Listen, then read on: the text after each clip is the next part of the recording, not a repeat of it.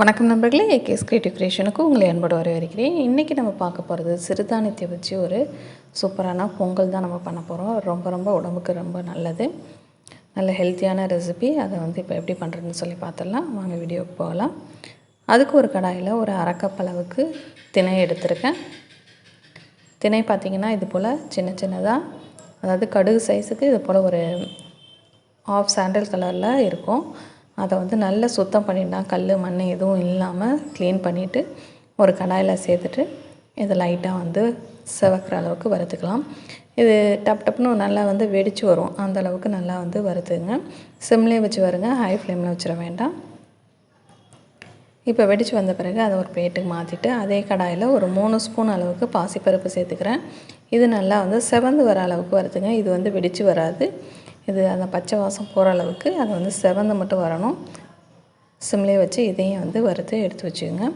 இப்போ வறுத்து வச்சுருக்க திணையையும் பாசிப்பருப்பு ரெண்டையும் ஒன்றா கலந்துட்டு குக்கரில் சேர்த்துட்டு 1 கப் அளவுக்கு திணை எடுத்திங்கன்னா 3 கப் அளவுக்கு தண்ணி சேர்த்துங்க. இப்போ கொஞ்சமாக பாசிப்பருப்புக்கும் கொஞ்சம் தண்ணி சேர்த்துட்டு குக்கரில் நல்லா குழைவாக வேகிற அளவுக்கு வேக வச்சு எடுத்துங்க. இப்போ கடாயில் 1.5 கப் அளவுக்கு வெல்லம் சேர்த்துட்டு கொஞ்சமாக தண்ணி சேர்த்துட்டு அதை நல்லா கரையிற அளவுக்கு ஹீட் பண்ணி கரைச்சிக்கலாம். இப்போ கரைச்சி வச்சுருக்க வெல்லத்தை வடிகட்டியில் வடிச்சிடலாம். அதில் உள்ள தூசுக்கள் மண்ணுக்கள் இருந்ததுன்னா அது வடிகட்டியில் தங்கிடும்.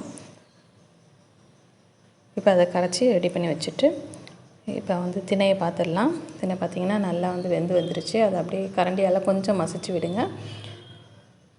இல்லை நீங்கள் ஸ்மாஷர் வச்சு நல்லா மசிக்கிறதுனால மசிச்சு விடலாம். இப்போ அதை வேறு ஒரு பாத்திரத்தில் மாற்றிடலாம். நீங்கள் அதை அதே பாத்திரத்துலேயும் பண்ணலாம். இப்போ நம்ம அடித்து வச்சுருக்க வெல்லத்தையும் உள்ளே சேர்த்துடலாம். நல்லா கலந்து விட்டுடுங்க. இப்போ இதன் கூட ஏலக்காய் கொஞ்சமாக பவுடர் பண்ணதை சேர்த்துட்டு கொஞ்சம் போல் உப்பு சேர்த்தா தான் அந்த இனிப்பு சுவையை அதிகப்படுத்தி கொடுக்கும். ஆல்ரெடி நம்ம சேனலில் பார்த்தீங்கன்னாக்கா கருப்பு கவுனி அரிசி வச்சு இட்லி செய்கிறது, சோளத்தில் எப்படி புட்டு செய்கிறது அப்படின்லாம் ரெசிபி அப்லோட் பண்ணியிருக்கேன். தேவைப்பட்டால் லிங்க் டிஸ்கிரிப்ஷனில் தரேன். அதுக்கு முன்னாடி நம்ம சேனல் நீங்கள் இது வரைக்கும் சப்ஸ்கிரைப் பண்ணலன்னா கீழே இருக்கிற இடத்துல சப்ஸ்கிரைப் பண்ணி சப்ஸ்கிரைப் பண்ணுங்கள். கூடவே பக்கத்தில் ஒரு பெல் சிம்பிள் வரும், அதையும் ப்ரெஸ் பண்ணிடுங்க. அதில் ஆளுங்கிற ஆப்ஷனை செலக்ட் பண்ணுங்கள். அப்போ தான் நம்ம சேனலில் எந்த வீடியோ போட்டாலும் உங்கள் மொபைலுக்கு நோட்டிஃபிகேஷன் உடனே வரும். இப்போது 2 ஸ்பூன் அளவுக்கு நெய்யில் முந்திரி பருப்பை நல்லா பொன்னிறமாக வறுத்துட்டு உள்ளே சேர்த்துட்டோம் அப்படின்னு சொன்னாக்கா நமக்கு சுவையான அதோட ஆரோக்கியமான பொங்கல் நமக்கு ரெடி ஆகிடுச்சுங்க. கண்டிப்பாக வீடியோ பிடிச்சிருக்குன்னு நினைக்கிறேன். பிடிச்சிருந்தால் மறக்காமல் லைக் பண்ணுங்கள். உங்கள் ஃப்ரெண்ட்ஸ் ரிலேட்டிவ்க்கு ஷேர் பண்ணி விடுங்க, கமெண்ட் பண்ணுங்கள். வேறு ஒரு இன்ட்ரெஸ்டிங்கான வீடியோட உங்களை மீண்டும் சந்திக்கிறேன். வணக்கம்.